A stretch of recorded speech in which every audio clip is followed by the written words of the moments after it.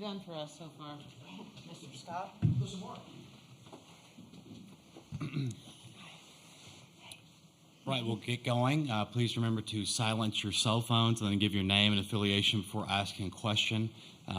We will have Washington head coach Heather Tarr give a statement, then hear from players Lindsay, Lopez, and Rylee Holtorf for questions after that. Players will be dismissed, and then we'll do questions with head coach Heather Tarr after that. So, Coach Tarr, would you make a statement? Well, I'm proud of our team. I'm proud of everybody on our team. We have 17 women on this team. That's not a very big roster, and we nearly use every single person. We had to hold a couple off, but we certainly could have used them all. And I'm just proud of the work that they're continuing to put in. Last night was tough on us in terms of getting ready, and, you know, a lot of these guys haven't played here before, and you're just, like, waiting for the advantage, just like every other team got, to kind of break the ice and get out there. And, you know, to have to extend it another 15 hours, you know, is nobody's fault or anything like that, but it was just a challenge, and I thought we did that well. And I'm excited for what's to come. Lindsay Lopez threw a great finish to that game. Rylee Holtorf with how she would expect she should be at the plate, and it was a complete team win for us. Okay, we'll now go to questions for players. Somebody have questions? Lindsay, you come into that game in the fourth inning. Well, hold on, wait just a second for the mic before you. Sorry, my bad. All right. Scott Hansen, the Seattle Times. Sorry, It's all good. I won't do that again. In the fourth inning, you come in and you hit the batters at the base loading, get 2 outs. Getting out of that jam, how much confidence did that give you the rest of the game? It gave me a lot of confidence. I feel like there's been a few times where I've been with runners on, and I've really noticed that, like, in those types of situations, like, my heart rate is so low, and I just breathed through it all, and that's really helped me in my process. What was going through your mind when you got the pop-up in that inning? Not much. Just, well, the one in right field. The pop-up to first base for the third out in the bottom of the fourth. Oh, I was excited because Haley Denning was someone that's hard for me to get out. I've played with her in high school ball, so I knew that I had to get her today. Rylee didn't seem to have much of a problem in your first CWS College World Series game. But 3 for 3, a home run and 3 RBIs. You gonna do it every game? Thank you. I think just going to compete every at bat is kind of the same mindset, and the stage is a little bigger, but it's the same. Getting in the box, same routine, same all of that. So just competing the best I can. I mean, does it mean more to do it here, though? I mean, I had a couple 2-run home run in the Super Regional. Does it mean more to do it on this stage? It's for sure a cool feeling, yeah. Something that we've all looked up to since we were little girls. So it's cool being here, and it's cool to kind of see the results of hard work throughout the season, but just continuing to take every at-bat as it is. My last question for the players. How hard was it to wait? What were you guys doing during the delays? It was a lot. We were in our little team room. We had games going on. We were playing Farkle. We were just kind of messing around, throwing oranges back and forth, but trying to stay locked in as much as we could, too, just not knowing what to expect if we were going to play or not play. But we knew what we had to do, and we knew we had business to take care of. So. Okay, when I go front row left. Vinny Speziale, The Daily at UW. Rylee, you grew up watching great shortstops like Fifth Bates and Aguilar play. Now you're the UW shortstop, and you're inspiring the youth at home. Was that home run kind of full circle to you, and was that moment everything you could have ever imagined? Yeah, it was for sure a really cool moment. It was cool when I was growing up watching these players play, the Sis and Allie, all those girls that you were talking about. Just knowing that I'm that to little girls now is a really cool thing, and I think that being here is just awesome to be wearing Huskies across my chest and now be that for little girls. And I go to Dave on the third row, right? Hi, Dave Wilson from ESPN.com. One of the great things about the Women's College World Series is the sort of the excitement that's put on display for everybody on TV and everything. On a waiting day like that yesterday and today, and then to come out and want the energy, how much does, I think the dugout celebrations, everyone loves to watch that. What does that add to a game, and what does that mean for you guys to keep the energy up, especially after a long day of waiting like that? I would say we knew that we had to come out strong. We've seen Mariah Lopez a few times. She's a good pitcher, and we knew that we had to be on our A game today. And, yeah. And I think like Coach Tarr was talking about earlier, just how we have 17 women. So we're small in the dugout, and when you get 3 girls on base and then someone on deck and the hitter, the number goes down really small. So just knowing that all of our voices are just as important as the other one, and that each role that we are playing on this team means a lot. And so it's really cool that all of us can buy into that with only 17 of us just being loud and bringing that energy. Any more front row left here? What was that? Go ahead. Yeah. Rylee, one more question. You've been really good against left-handed batters this year. Another great day at the plate against them. What are you able to see when you're at the plate against the lefty that kind of gives you an advantage? I think that just the preparation that we've had and done as a team, the coaches have done a really good job preparing us for this was now our 5th time seeing Utah. So we've done a lot of just scouting and preparations off machines and stuff back at home in Seattle. So just that preparation and trusting that when I go into the box, trying to see the ball big and do what I can. Third row left. Tara Henry, D1 Softball. This is for both of you.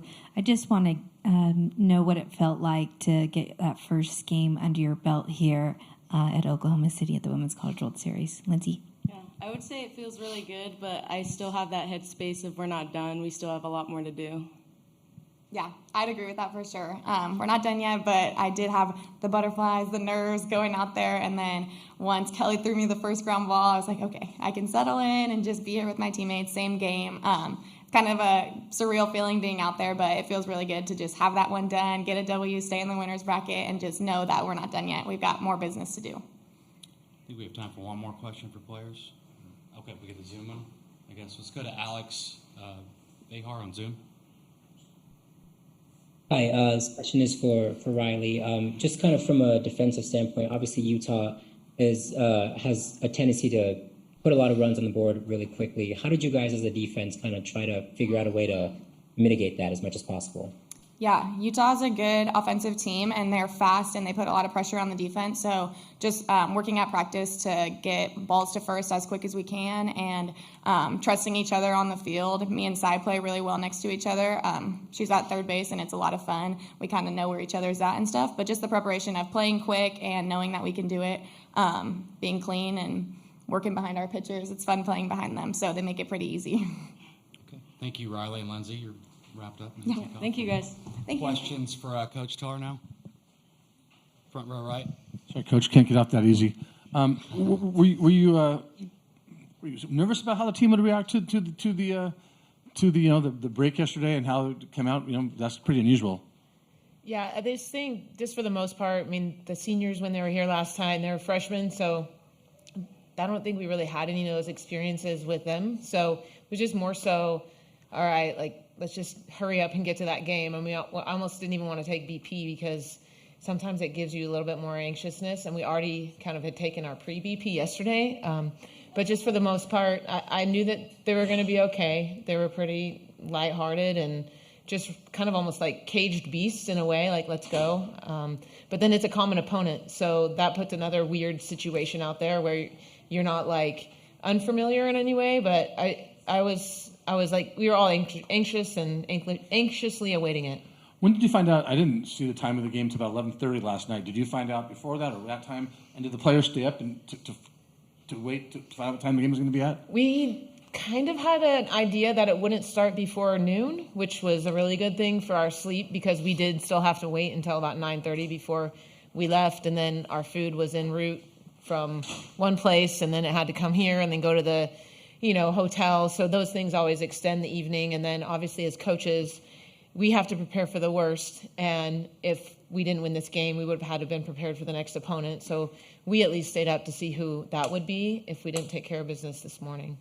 Last question. Danielle Lar was saying that in 2009 you had that epic regional game against UMass. And she said getting to that game, she thought really spurred that team on the rest of the way because nothing was as hard as that.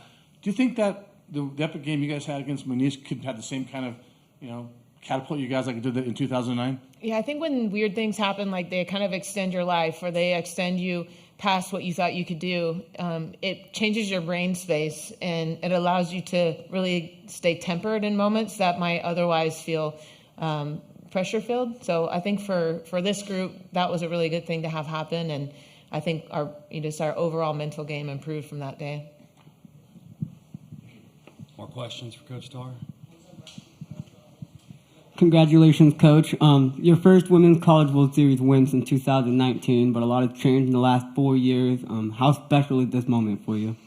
I think just in general, as you take time away and you have space away from things, you just realize that these things don't come around that easy, especially for a program like ours. I mean, of course, we believe we can do it every single year, but having not done it for the last few years, it's really special.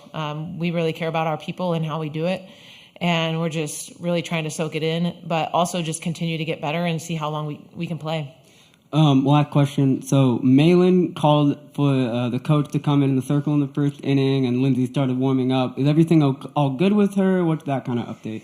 Yeah, I just think she's amped, she's ready, and she's going to have to really figure out how she's going to just stay in the moment and do what she knows she can do. And, certainly we're going to keep giving her the ball and giving her opportunities, but we also at that point just thought Lindsay was the better option at that point in time of the game. Go front row right again. Just answer my question. Any other questions in the room for Coach Tarr? Tara Henry, D1 softball. How big was it to get that win this morning and not have to play this evening? Oh, man. I think, you try not to put too much pressure on yourselves. And, unfortunately for both teams, it was kind of like playing in one of those if games in regionals or the old school, Saturday, whatever it's called. And I just think for us, it was trying not to, put too much pressure on ourselves, but also knowing that we were going to be okay if that did happen. And I know the girls said it was tough to have that long layover. What did you say to the team this morning when you got to the field? What was the message to them? Because they came out ready against that Utah squad that obviously you played many times this season. Yeah, I think it was just more last night. Like, who's going to handle it better? How are we going to deal with just this situation? You look at past NCAA championships, whether it be softball or women's basketball, and there's always that disadvantage card. But for us, we just play it as we're advantaged. We're here. We could be watching this at home on TV, and we'd much rather be in the situation that we were in. And last one for me, Lindsay Lopez coming on strong as of late. What can you say about her performance towards the end of the season, into the postseason, and here in the Women's College World Series? Yeah, thanks for that question. I think Lindsay's been just learning herself, and I think when you go and you mature in this game through a system, and she matured at ASU. Tricia Ford did an amazing job with her. And, she got to come to us next, and we're a completely different program. And I just think for her, she's really realizing the success she can have is in her. It's her. It's not where she is. It's who she is. And that's been really cool to watch her really take ownership of that. And I'm excited to see her go through this, but also go through another year with us. All right. That's all the time we have for questions for Coach Tarr. Thank you. Thank you. Thank you.